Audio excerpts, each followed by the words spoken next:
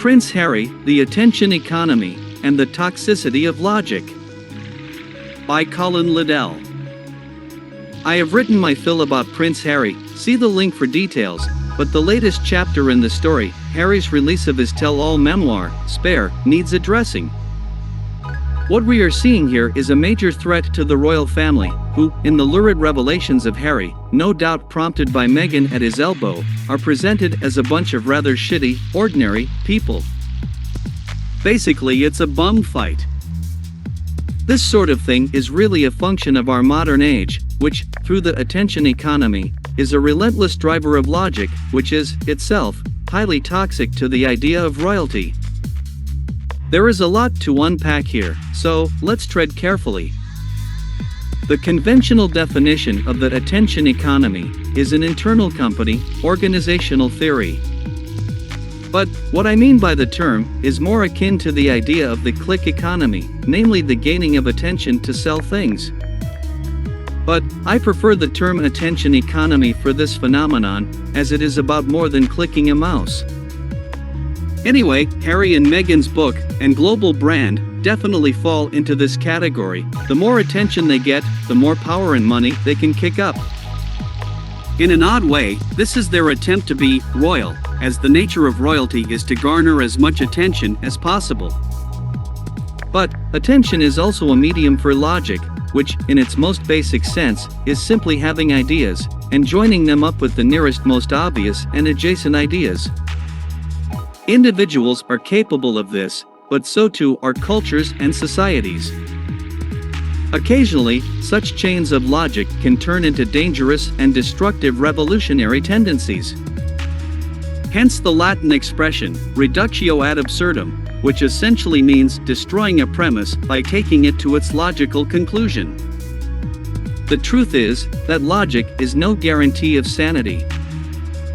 Even with all the correct premises in place to start from, there is no certainty that a society developed on the rigorous application of logic would avoid some insane hell world at some point. But it is clearly worse if you start with the wrong premises. This is especially a problem in the West, because our civilization is based on the self-evidently absurd premise of total equality. But why does our civilization even have it? The most likely explanation is due to the egalitarian religion and slave morality of Christianity that still dominates our civilization, amply reinforced by the need for organizational efficiency in the 20th century, and the need for states to mobilize the masses. By giving everyone a nominal value of 1, to begin with, a whole host of spiritual and social organizational processes became smoother, easier, and more efficient in the past. Objective inequality could then be added in later, to stimulate talent and quality, through unequal outcomes, money, power, sex, heaven and hell, etc. Going ahead, this might not be such an optimum system as we supposed. But, returning to the present case, this premise of total equality is directly detrimental to an historically sheltered, inegalitarian, British institution, like royalty, where high status is simply down to appearing in the right birth canal at the right moment. Going back to Edmund Burke, one of the main arguments deployed to defend monarchy has been to emphasize the dangers of relentless logic, and to use this to stop monarchy coming into direct contact with our civilizational premise of total equality. In short, the British monarchy exists in a state of pragmatic logical incoherence. It relies on the false consciousness that is represented in our civilization by conservatism, a mindset that is literally out of sync with the premises on which the House of the West is built.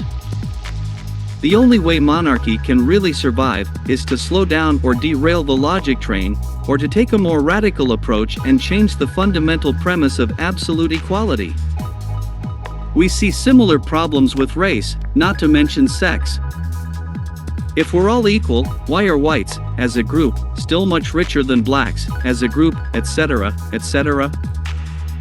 The only answer to this, based on the premise of absolute equality, is, sorry, this is undoubtedly due to racism, invisible racism, legacy racism, etc., and, yes, I'm a bad white person. Before the rise of the internet and the attention economy that it facilitated, it was easier to keep the logical dominoes apart, and thus, to maintain the mystique of an institution, like the British royal family. Harry Windsor's book, Let's Dispense with His Royal Title, is not just a grubby exposé. It also greases the rails for the train of egalitarian logic to roll right over his fellow Windsors, and to make them contemptible nobodies, like all the other contemptible nobodies who are reading about their lives. The outcome of this is that the monarchy, which was still able to impress us, with its pageantry during the late Queen's funeral, will look increasingly hollow, empty, and fake.